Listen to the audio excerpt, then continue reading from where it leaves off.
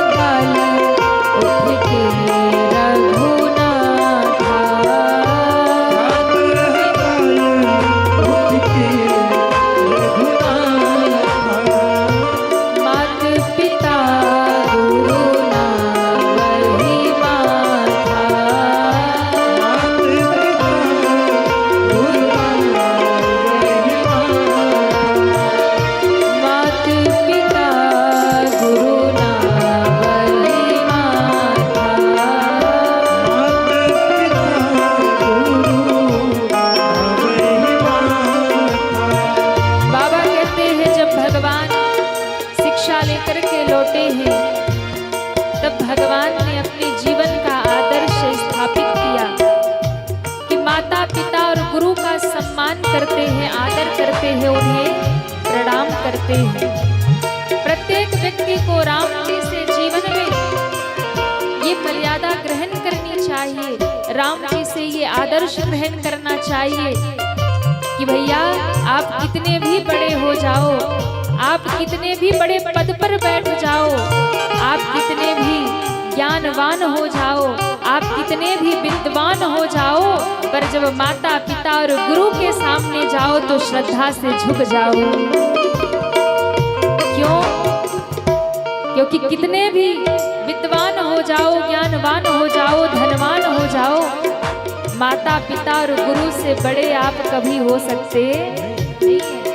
माँ बाप के सामने जब जाएंगे तो छोटे बालक ही है, गुरु के सामने जब जाएंगे तो शिष्य ही है। इसलिए माता पिता और गुरु इनके सामने जो झुक जाएगा उसे दुनिया में झुकने की आवश्यकता नहीं होगी। इसलिए ये भारत की परंपरा है, ये मेरे राम की संस्कृति है। बड़ों के सम्मान में उनके सामने झुकना, और झुकने का अर्थ केवल पैर छूना प्रणाम करना नहीं है। झुकने का अर्थ है उनका सम्मान करना। झुकने का अर्थ है उनकी आज्ञा में रहना, उनकी आज्ञा का पालन करना। माता पिता गुरु जो भी वचन कहे, जो भी आदेश करे, उस आज्ञा में रहना भी माता पिता और गुरु का सम्मान है। रोज प्रणाम करते हैं, रोज पैर छूते हैं और बात एक भी नहीं मानते माँ बाप की, तो फिर वो प्रणाम का भी कोई मतलब नहीं है। गुरु को प्रणाम करते हैं पर गुरु का आदर नहीं करते हैं। प्रणाम तो करते हैं पर उनका सम्मान नहीं करते, उनके वचन नहीं रखते, उनकी बाणी नहीं रखते, उनके बताए हुए मार्ग पर नहीं चलते, तो उस प्रणाम का भी कोई मतलब नहीं है। भगवान राम ने बड़ा सुंदर आदर्श स्थापित किया और अब बाबा कहते हैं यह सब चरिता कहा मैं गाई, सब चरित कहा मैं गाई, यह सब चरिता कहा मैं गाई, सब चरित कहा मैं गाई, अगली कथा सुना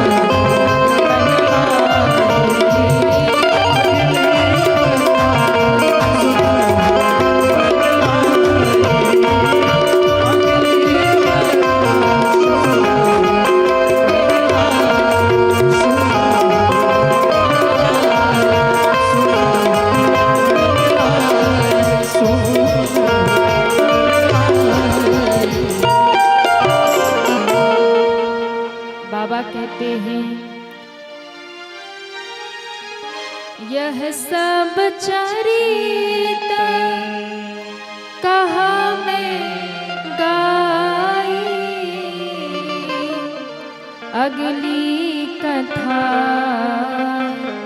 सुनहु मन लाए। अब आगे की कथा क्या है? तो कहा अब आगे की कथा बड़ी महत्वपूर्ण कथा है। अब आगे कथा में एक संत का आगमन होने वाला है। कौन से संत हैं? गोस्वामी जी कहते हैं, विश्वामित्र महामुनि ज्ञानी,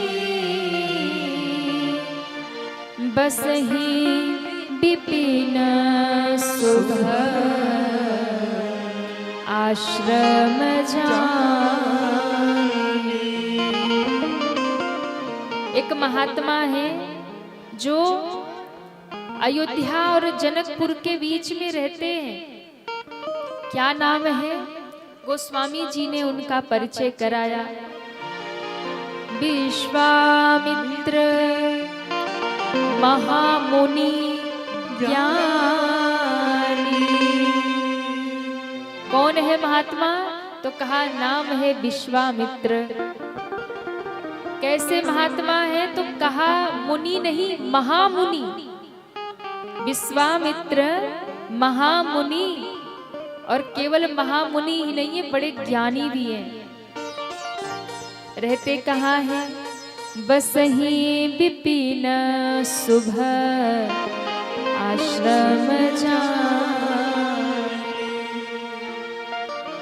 अयोध्या और जनकपुर के मध्य में बक्सर, बिहार में एक स्थान पड़ता है बक्सर। बक्सर क्षेत्र में बाबा का आश्रम है। विश्वामित्र महामुनि ज्ञानी रहते वहां पे। और देखिए, विश्वामित्र महात्मा जो है ना, ये बहुत विलक्षण महात्मा है, बड़े वैज्ञानिक महात्मा है। यज्ञ करते हैं विश्व मंगल के लिए, जब करते हैं तब करते हैं।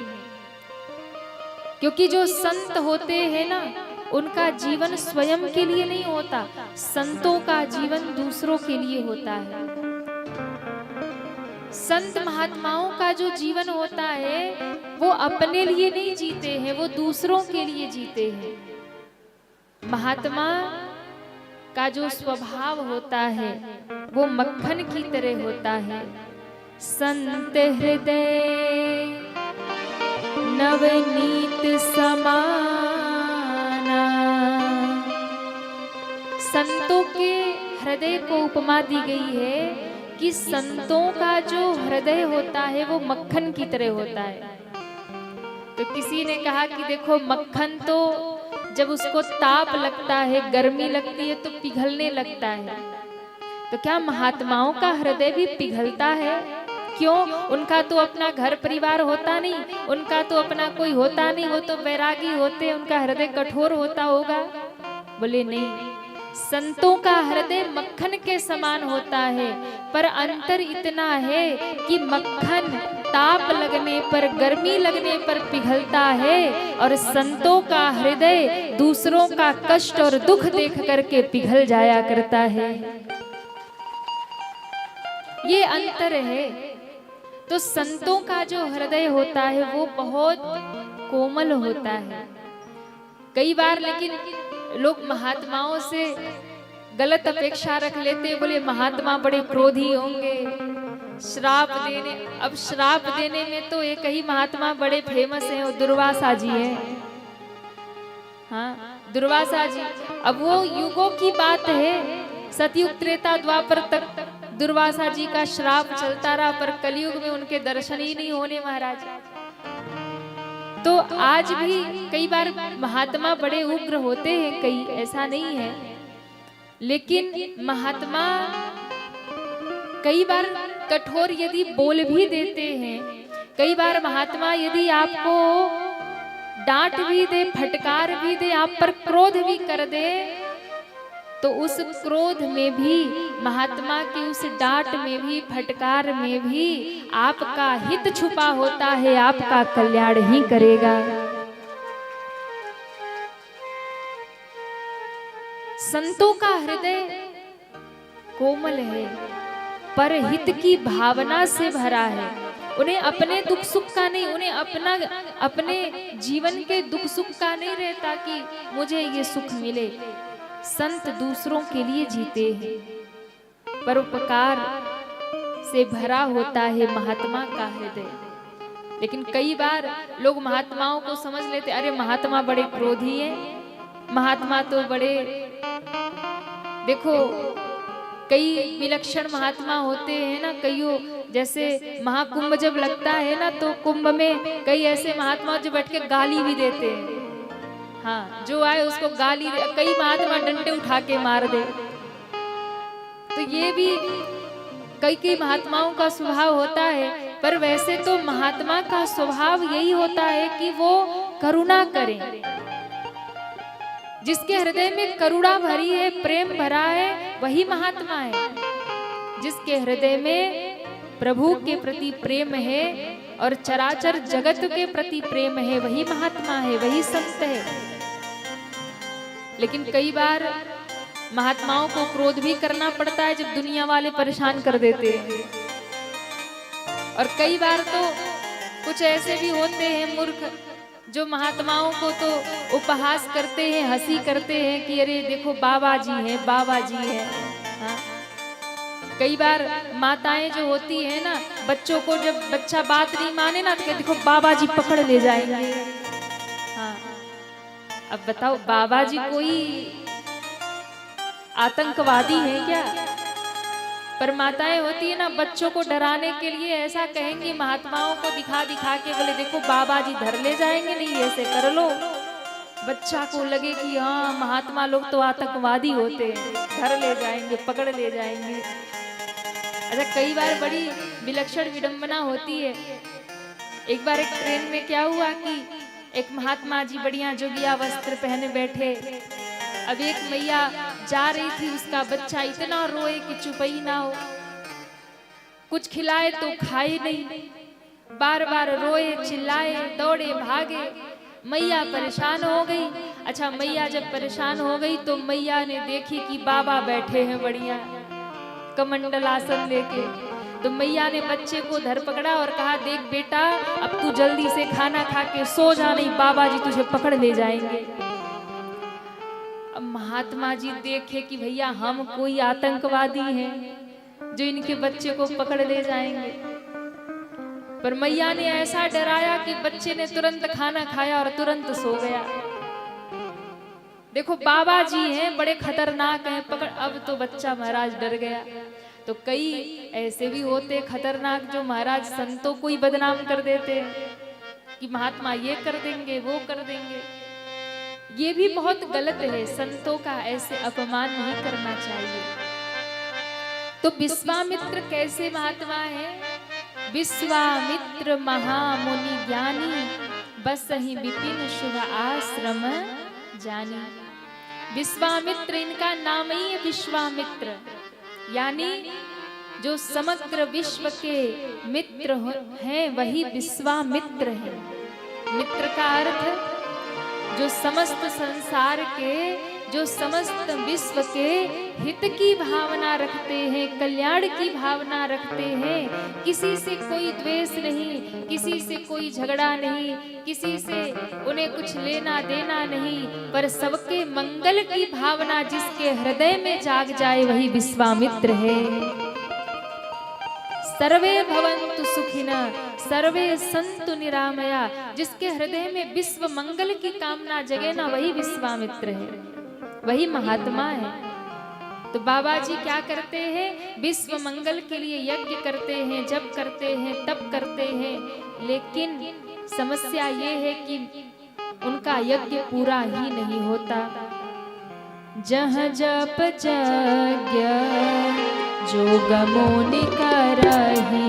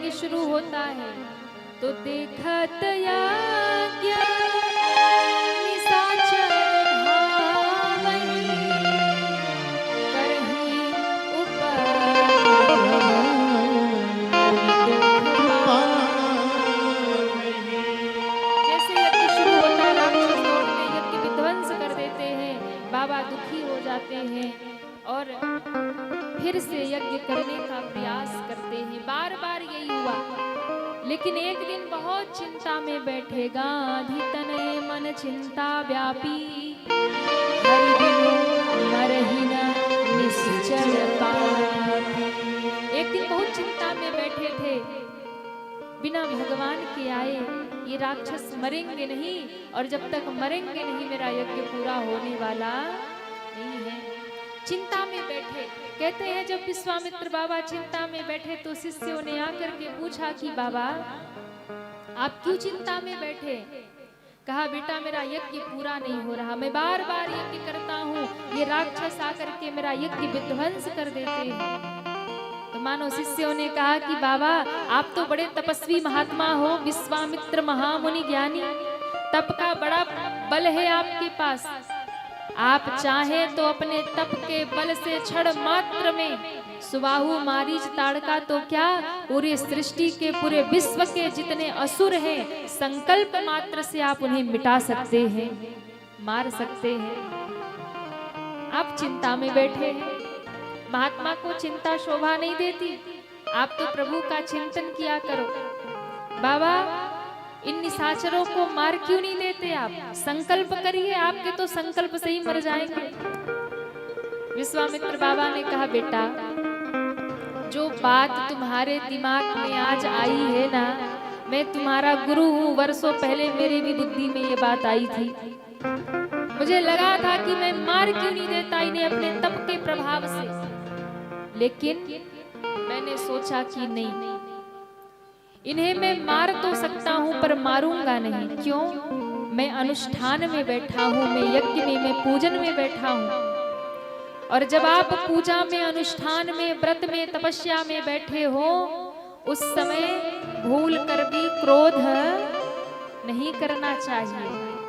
अगर आप पूजा में, अनुष्ठान में, व्रत में बैठे हैं और उस समय यदि आपने क्रोध कर लिया तो आपके पूजा का फल वही नष्ट हो जाएगा। आप यदि कोई व्रत है, अनुष्ठान कर रहे हैं, उस व्रत अनुष्ठान में यदि आपने क्रोध कर लिया तो आपका व्रत और अनुष्ठान वही समाप्त हो जाएगा, खंडित हो जाएगा, भंग हो जाएगा। इसलिए व्रत में, अनुष्ठान में, पूजन में कभी भी क्रोध नहीं करना चाहिए। पर कईयों की आदत होती है, जैसे ही पूजा करने बैठेंगे वैसे ही दुनिया भर के काम याद आएंगे तो कभी बहू पे चिल्लाएंगे, कभी बेटे पे चिल्लाएंगे।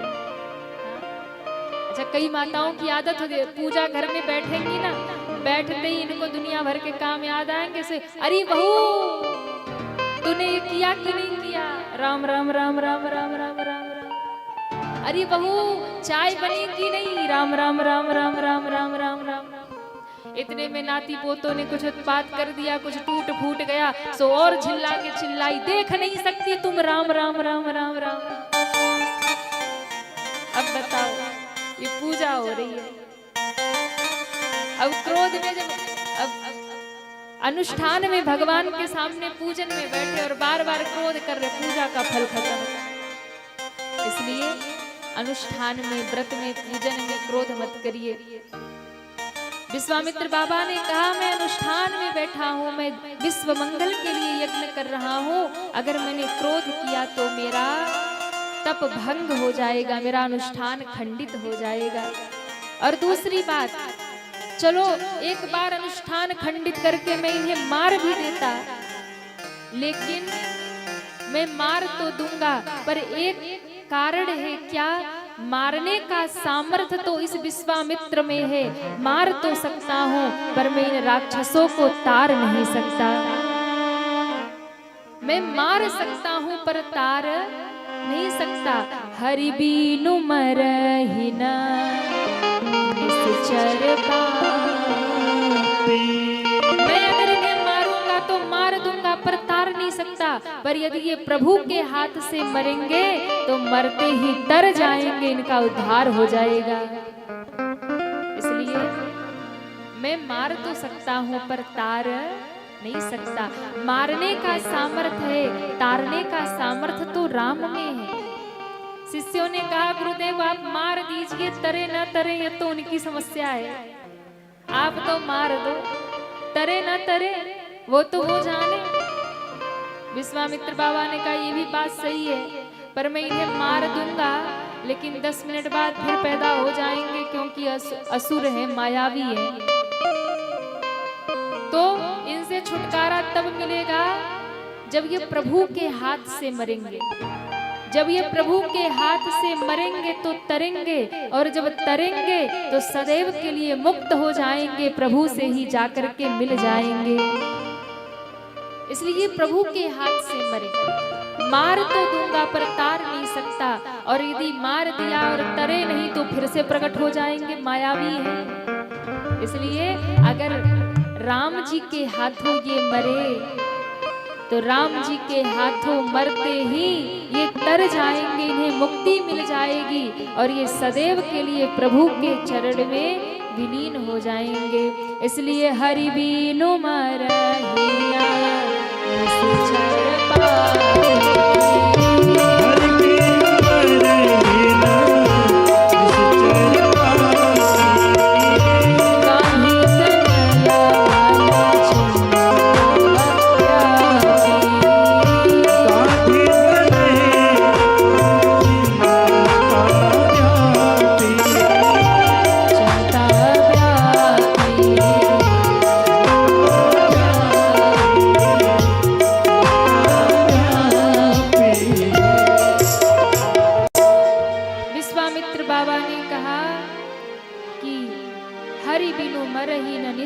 पापी, मैं जाऊंगा और राम जी को मांग करके लाऊंगा। मैं राम जी को मांग करके लाऊंगा और उनके ही हाथों से इनका वध करवाऊंगा। प्रभु धरती पे अवतार लेने वाले थे, क्या अभी अवतार लिया नहीं प्रभु ने?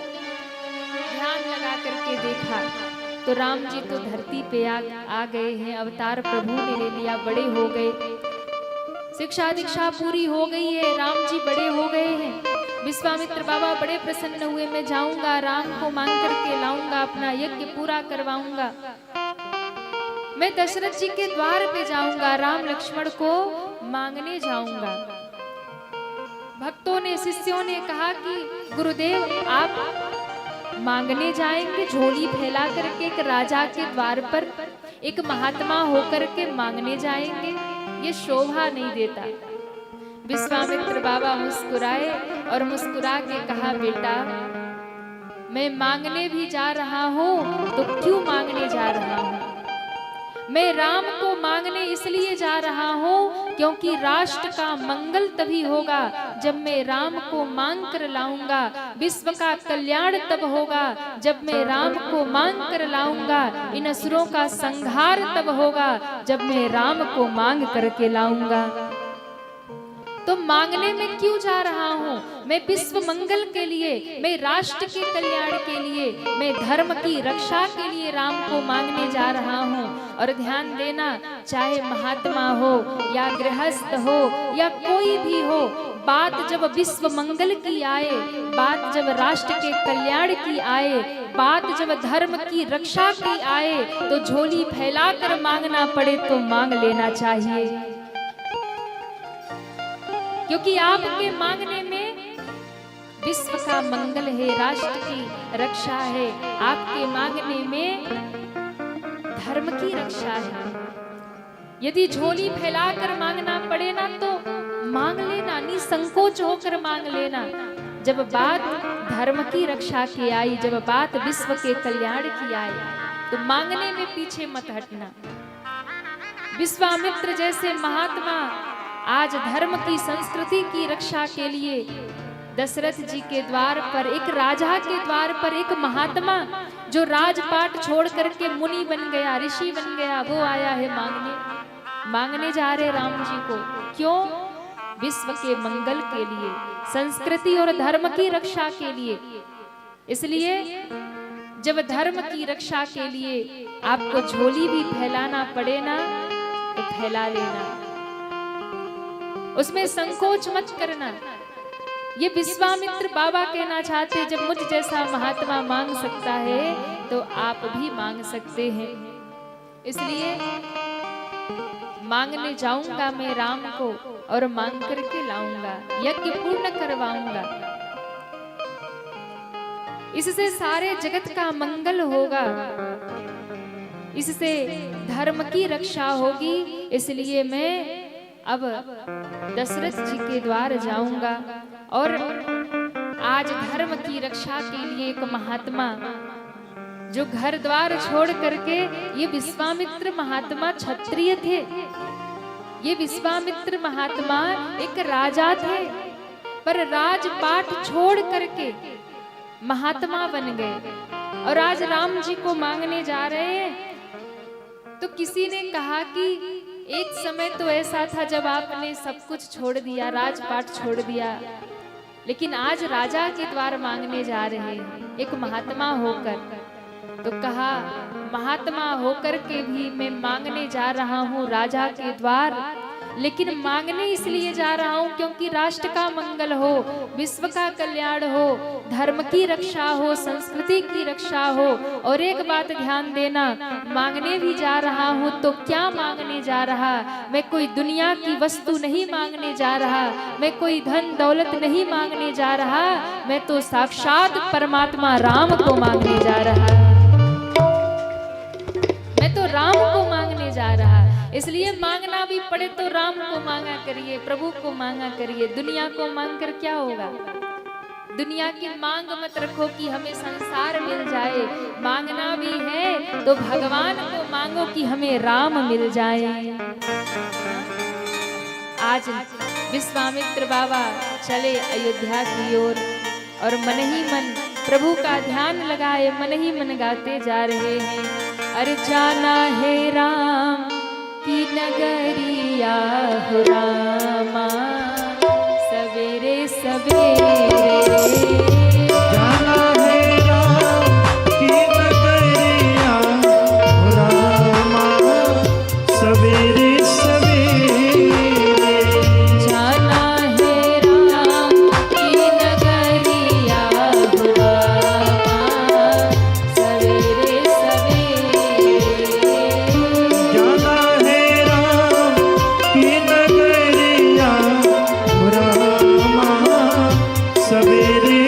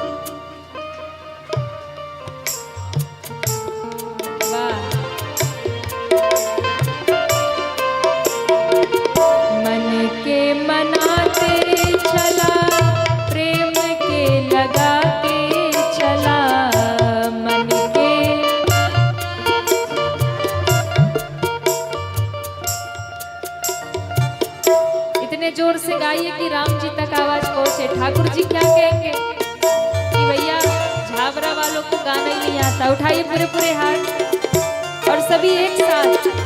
मन के मनाते चला, प्रेम के लगाते चला, मन के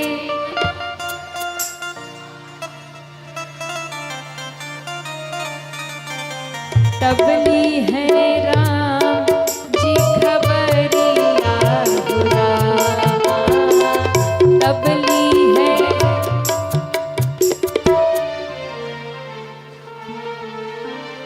ऐसे नहीं, सभी दोनों हाथ ऊपर करिए, पूरे पूरे पीछे तक सभी दोनों हाथ ऊपर और एक साथ तालियां बजाते हुए।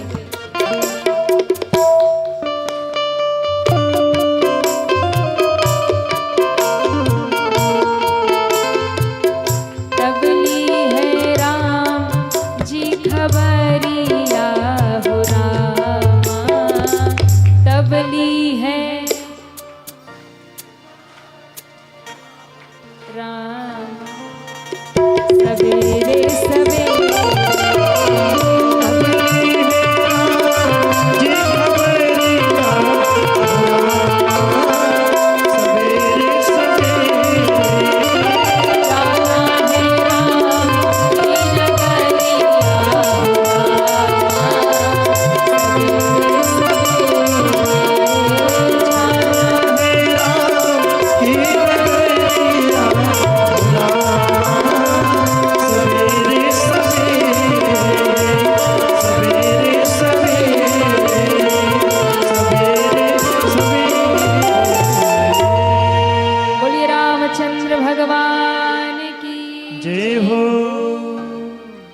विश्वामित्र बाबा मन ही मन बड़े प्रसन्न हैं और मन ही मन झूमते गाते अयोध्या जा रहे और सोच रहे आज तो मुझे प्रभु का दर्शन होगा।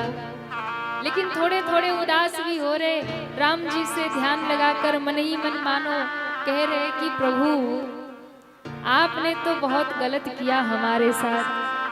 तो राम जी ने ध्यान ही ध्यान में बाबा से बात किया। बोले क्या गलत किया? कहा देखो हम पहले क्षत्रिय राजा थे और हमने जब सुना कि भगवान का अवतार धरती पे होने वाला है तो हमने सोचा कि भगवान किसके घर आएंगे। तो फिर मुझे लगा कि भगवान तो सबसे उच्च वर्ण होता है ब्राह्मण, ब्राह्मणों के घर में आएंगे। मैं तो क्षत्रिय ठहरा, मेरे घर में आएंगे नहीं। और ब्राह्मण से भी श्रेष्ठ कौन है? बोले एक साधु, एक सन्यासी, एक योगी। तो भगवान कहाँ आएंगे?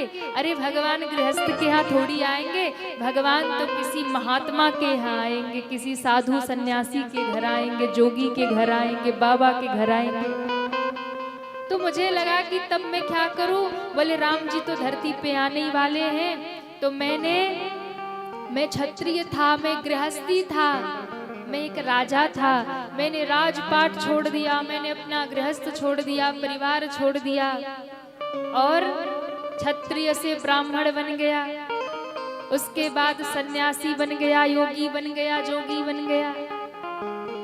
लेकिन प्रभु आप तो क्षत्रिय कुल में आ गए और ऊपर से गृहस्थी के घर आ गए। राम जी मुस्कुराए। राम जी ने कहा तब? बोले तब क्या करना है? बोले चलो अगर हम अभी भी क्षत्रिय राजा बने रहते तो कोई बात नहीं, आप हमारे घर नहीं आए, दशरथ जी के घर आ गए तो चलो क्षत्रिय राजा रहते तो आप हमारे बेटा न बने तो कोई न कोई रिश्ता ही हम अपनी रिश्तेदारी ही बना लेते आपसे। लेकिन अब तो हम बाबा जी बन गए, अब तो कोई रिश्तेदारी भी नहीं कर सकते हम आपसे। तो राम जी ने कहा बाबा हमें पाने के लिए वर्ण बदलने की आवश्यकता नहीं है। भगवान ने कहा कि मुझे पाने के लिए ना वर्ण बदलने की आवश्यकता है, ना जाति बदलने की आवश्यकता है, ना वस्त्र बदलने की आवश्यकता है, ना तो 4 आश्रम बताए गए हैं, गृहस्थ आश्रम को भी बदलने की आवश्यकता नहीं है। आप जहां भी हो, जैसे भी हो, अपने विचार बदल लो, मैं वहीं पर तुम्हें मिल जाऊंगा। इसलिए ये सोचना ही व्यर्थ है कि भगवान साधु को मिलेंगे, सन्यासी को मिलेंगे, गृहस्थी को मिलेंगे, ब्राह्मण को मिलेंगे, क्षत्रिय को या वैश्य को या शूद्र को। ये सोचना ही बेकार है। भगवान कहते मुझे पाने के लिए ना जाति बदलने की आवश्यकता है, ना वर्ण बदलने की आवश्यकता है। जहां हो, जैसे हो, वही से प्रार्थना करो, मैं तुम्हें वही प्राप्त हो जाऊंगा। ना शरीर बदलने की आवश्यकता है, ना वर्ण, न जाति, कुछ भी मत बदलो। जहां हो, जैसे हो, वही से भगवान को पुकार लो। भगवान हर रूप में आपको हर जगह मिल जाएंगे। आज पहुंचे दशरथ जी के द्वार पे, दशरथ जी ने बड़ा स्वागत किया। अब देखो विश्वामित्र जी का प्रसंग इतना विस्तृत है कि अब अगर इसमें हम डूबे ना तो आज की पूरी कथा, आज की नहीं बाकी जो भी कथा बाकी है ना 2-3-4 दिन की, वो पूरी इसी में निकल जाएगी। इतना गहरा प्रसंग है विश्वामित्र जी का। और मैं आपको कहूं कि एक बार ऐसी कथा हुई, जब हमने कथा की शुरुआत की तो ठाकुर जी की ऐसी कृपा, मेरे राम जी की ऐसी कृपा कि विश्वामित्र महामुनि ज्ञानी केवल इस अर्धाली पे ही 9 दिन कथा गाई गई। महाराज कथा पूरी ही नहीं हुई। तब कई बार हमें लगा कि अब थोड़ा बाहर निकलना चाहिए।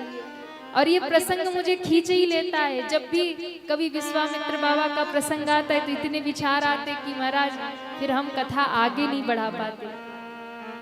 पर अभी हमें बहुत लंबी यात्रा करनी है, जनकपुर तक जाना है, राम जी से धनुष तोड़वाना है। तो विश्वामित्र बाबा का बड़ा भव्य स्वागत हुआ।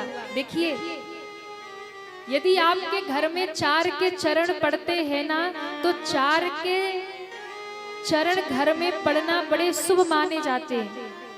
अगर आपके घर में 4 लोग आते हैं तो समझिए कि आपके घर में सारे तीर्थ आ गए। कौन कौन से 4 लोग बता दे कि रहने दे? कहिए, बता दे। अरे हाँ या ना? 4 के चरण घर में पड़ना बहुत शुभ माना जाता है। अगर 4 व्यक्ति के चरण आपके घर में पड़ जाए तो समझ लीजिए कि आपके घर में साक्षात गंगा सागर तीर्थ प्रकट हो गया है। कौन है 4 लोग? तो कहा, शास्त्र कहता है सबसे पहले जामाता के चरण, जमाई, जमाई समझते हैं ना, दामाद, अलग अलग भाषा अलग अलग होती है जगह की। तो सबसे पहले यदि आपके घर में यदि दामाद के चरण पड़ते हैं तो ये बहुत ही शुभ माना जाता है। इसलिए घर में जब दामाद आए तो उनका खूब सत्कार करो, खूब सम्मान करो, उनका खूब आदर करो। और जब वो विदा हो तो खाली हाथ कभी विदा मत करो। यदि आपके घर में दामाद के चरण पड़ गए तो समझ लो गंगा सागर का पुण्य आपको घर में ही प्राप्त हो गया। दामाद का सम्मान करो तो स्वयं भगवान आप पर प्रसन्न हो जाते हैं। दूसरे बोले, आपके घर में बहन बेटियां यदि आती हैं ससुराल से, आपने यदि बेटी का विवाह कर दिया, बहन का विवाह कर दिया, और वो ससुराल से जब आपके घर आती हैं, आपके घर में बहन बेटियों के चरण पड़ते हैं तो ये भी बहुत शुभ माना जाता है। जितनी भाभियां हैं सब ध्यान से सुने। घर में ननद का आना बड़ा शुभ होता है। अब कई भाभियां ऐसी होती कि ननद आ जाए तो मुंह चढ़ा लेती हैं। अरे देखो रोज रोज चली आती है। हाँ, अच्छा, ननद को भी चाहिए कि मायका ज्यादा पास हो तो रोज रोज ही ना आके भाभी के सर पे बैठ जाए। हाँ, उन्हें भी समझदारी दिखानी चाहिए, थोड़े लंबे लंबे समय पे आना चाहिए। लेकिन भाभियों को चाहिए कि अगर ननद घर में आती है तो ये आपका सौभाग्य बढ़ाने वाला है। अगर आप ननद का सम्मान करती हैं, आदर करती हैं, और जो भी बन पड़े वो आप ननद को विदाई में दे करके आदर पूर्वक घर से विदा करें, और साथ में ये कहे कि जी बार बार आते रहना। हाँ, अच्छा मैयाएं हंस रही है, मामला खतरनाक लग रहा है। अच्छा आप लोग ऐसा करते हैं क्या कि ननद आती है तो मुंह छड़ा लेते? नहीं, अच्छी हैं झाबरा वाली माताएं। घर में ननद के चरण यदि पड़ जाएं तो उनका आदर करो, सत्कार करो। अगर आप घर में आए बहन बेटियों का आदर सम्मान सत्कार करते हैं और प्रेम पूर्वक जो भी बन पड़े उपहार देकर खुशी खुशी उन्हें विदा करते हैं तो आपके घर में कभी धन धान्य की कमी नहीं होगी, सुख समृद्धि और लक्ष्मी की कृपा बनी रहेगी। ये शास्त्र की बात है। और तीसरे नंबर पे भांजा और भांजी के चरण यदि आपके घर में पड़े तो ये अत्यंत शुभ माना जाता है। भांजा और भांजी यदि समय समय पर आपके द्वार आते हैं तो आपका सौभाग्य है ना। भांजा भांजी यानी ननद के जो बच्चे हैं, बेटा बेटी हैं, वो यदि आपके घर में आते हैं तो जो मामा और मामी है ना, इनको चाहिए कि भांजे और भांजियों का आदर करे, सत्कार करे, सम्मान करे। भांजा और भांजी घर में जब आए ना तो उनके चरण प्रक्षालन करो, पांव धो करके अपने घर में छिड़क दो। आपके घर में तीर्थ आ गए। इसलिए वैसे तो मामा जो होते हैं ना, मामा का प्रेम भांजा भांजियों के लिए अलग ही होता है। हाँ, और भांजे भांजियां भी जो होती है ना, उनको भी मामा से अलग ही प्रेम होता है। कोई कह दे मामा के घर जाना है तो महाराज अलग ही खुशी होती है बच्चों को। तो मामा से बड़ा प्रेम होता है, मामा से बड़ा लगाव होता है। क्यों? क्योंकि माँ से भी अधिक कोई अगर प्रेम करता है तो वो मामा ही करते हैं। मामा के घर जाकर बच्चों को बड़ी खुशी मिलती है। क्यों? बोले भैया देखो, अपने घर तो कोई डांट देता है, कोई मार देता है, कुछ मांगे तो नहीं भी देता है, पर मामा के घर में तो बड़ी चलती है भैया, जो मांगो सो मिलता है। कितनी भी मस्ती करो, कितना भी आनंद करो, कोई बोलने वाला नहीं है। और कई मामा खतरनाक भी होते हैं। हाँ, कई मामा शकुनी मामा भी होते। तो हमें उधर नहीं जाना, पर वैसे मामा से भांजे भांजियों का प्रेम बहुत होता है। तो मामा जो होते हैं ना, वो भांजे भांजियों को बड़े प्रिय होते हैं। बच्चों को बिगाड़ने का काम दो ही करते हैं, या तो बुआ करती हैं या तो मामा करते हैं। दो ही बच्चों को बिगाड़ते हैं महाराज। अच्छा, मामा जो होते हैं वो विशेष दुलार करते हैं भांजे भांजियों को। क्यों? क्योंकि देखो, माँ में एक ही माँ है, पर मामा में दो माँ है, तो दुगना प्रेम मिलता है मामा से। और मामा का प्रेम भांजे भांजियों के प्रति होता है, पर कई बार जब मामी आ जाती है तो मामा का प्रेम कम हो जाता है। मामी कहेगी, क्या तुम दिन भर लगे रहते हो भांजे भांजियों के चक्कर में? हाँ, अगर ज्यादा उनको रखना है घर में तो हम ही मायके जा रही हैं। ऐसा नहीं करना चाहिए। भांजे भांजियों का घर में आना अत्यंत शुभ माना जाता है। अगर भांजे और भांजी आपके घर में आए तो उनके चरण धो लो, उनका सत्कार करो, आदर करो और उन्हें उपहार देकर घर से विदा करो। आपके घर में सारे तीर्थ का निवास हो जाएगा, सुख समृद्धि की वर्षा हो जाएगी। और चौथे नंबर पे गुरु के चरण, महापुरुषों के चरण, संत महात्माओं के चरण आपके घर में पड़ना बहुत जरूरी है। कहते हैं, ब्रह्म पुराण में कहा गया है कि अगर गुरु आपके घर में आ जाएं, सतगुरु आपके घर में आ जाएं, संत महात्माओं ऋषि मुनियों के चरण यदि आपके आंगन में पड़ जाएं, तो आपके आंगन में साक्षात तीर्थराज प्रयाग प्रकट हो जाते हैं। इसलिए समय समय पर आपके घर में वर्ष में एक बार तो कम से कम गुरु के चरण आंगन में पड़ने ही चाहिए। हाँ? इसलिए गुरु यदि आपके आंगन में आ गए, संत महात्मा यदि आपके आंगन में चरण रख दिए ना, तो वो अकेले नहीं आते। महात्मा जब आपके आंगन में आते हैं तो अपने भजन की पूंजी लेकर के आते हैं और आपके घर के सारे दोष पाप समाप्त हो जाते हैं जब महात्मा आंगन में आते हैं। इसलिए गुरु के चरण भी जरूर आंगन में पड़ना चाहिए। और एक बात, जीवन में गुरु जरूर धारण करिए। बिना गुरु धारण किए, बिना गुरु मंत्र लिए आप जितना भी पूजा पाठ धर्म सत्कर्म करते हैं ना, वो सब निरर्थक जा रहा है, उसका फल आपको ज्यादा नहीं मिलता। इसलिए गुरु जरूर बनाइए। जब आप गुरु मंत्र लेते हैं, गुरु धारण करते हैं, किसी ऐसे महात्मा जो आपको भगवत मार्ग दिखाएं, आपको भगवान के मार्ग में लगाएं, ऐसे महात्मा से गुरु मंत्र लेकर, गुरु दीक्षा लेकर के भजन करिए। जिस दिन आप गुरु मंत्र लेकर के भजन करने लग जाएंगे, उसी दिन से आपका किया हुआ सत्कर्म दान पूजा पाठ, उसका फल आपको अनंत गुना प्राप्त होने लगेगा। वो आपका सीधे भगवान के चरणों में, आपका किया गया सत्कर्म भगवान के चरणों में सीधा जाकर के स्थापित हो जाएगा। जैसे आपका जब बैंक में खाता खुल जाता है तो कितना भी धन आए आप अपना बैंक में सुरक्षित कर लेते हो ना।